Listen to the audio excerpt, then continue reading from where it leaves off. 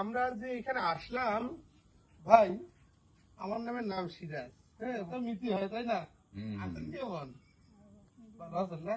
তো এই যে বাগানের মধ্যে আপনি ঘর বেঁধেছে এই দোলা ভাই, বাড়ির কোথায় এখানে 1-1.5 কিলোমিটার দূরে, এখানে চারিদিকে শুধু বাগান আর বাগান। এই বাগানের মধ্যে এই ছোট্ট ঘরটা বান্ধা, উনি এই চৌকি পিছিয়ে বসে আছে চলার পথে। আমি ভিডিও না করলে নয়। আচ্ছা, আপনার ভয় করে না এখানে?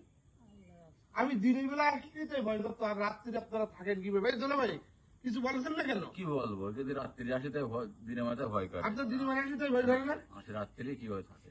আসলে মানুষের অভ্যাসের কি বলে, অভ্যাসের কি হয়, কি হয় অভ্যাসের পরিণতি দাস।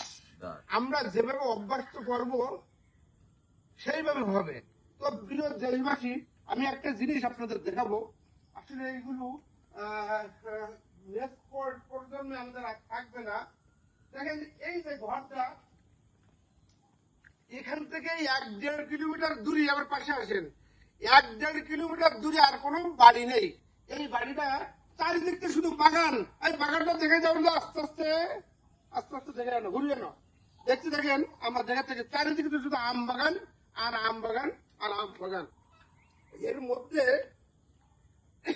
এই বাড়িটা, এখানে এই বাড়িটা শুধু টিনের আর বাঁশের বেড়া দেওয়া, মানে এক কথায় 1-2 কিলোমিটারের মধ্যে একটা বাড়ি। এই যে ভাই কিভাবে থাকে আমি জানি না। তো অভ্যাসের দাস আমরা, অভ্যস্ত হয়ে গেলে হয়ে যায়। ভাই তাহলে আপনার মোড়ে ভয় করে না?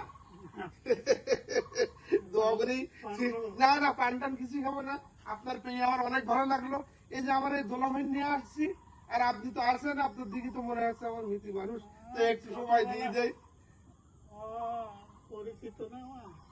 যাক, খুব সুন্দর, শুনি খুব ভালো লাগলো।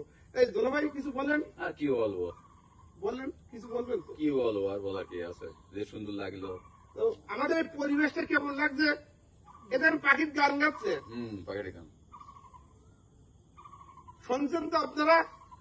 এই বাগানে কাক কোকিল ডাকে যে কি বলে না, প্রাকৃতিক সৌন্দর্যের মধ্যে থেকে রোগ নেই। এই যে বয়সে আমরা কোনো রোগ নেই, রোগ আছে?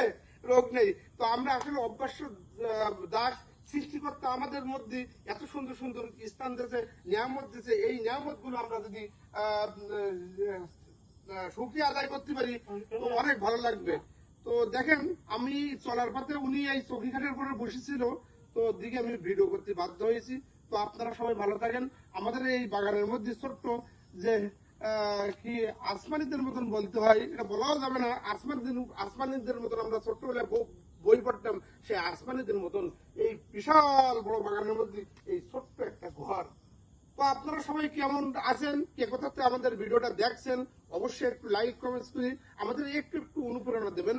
আপনাদের একটু একটু অনুপ্রেরণায় আমরা অনেক অনেক ভালোবাসা পাই।